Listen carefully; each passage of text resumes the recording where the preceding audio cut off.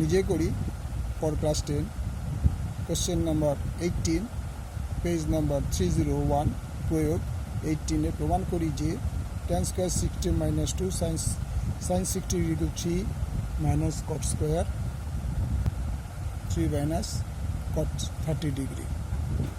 তো আমরা LHS করে ফার্স্টে করি LHS left hand side equal to tan square 60 degree minus 2 sine 60 degree. তা tan 60 আমরা জানি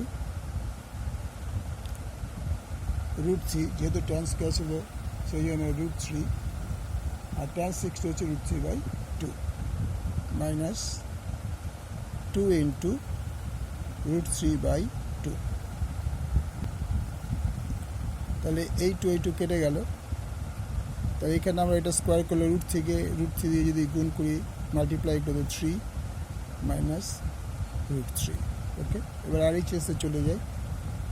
আর HS right hand side 3 minus cot 30 degree. তাহলে কট 30 ডিগ্রি আমরা হচ্ছে √3/cot 30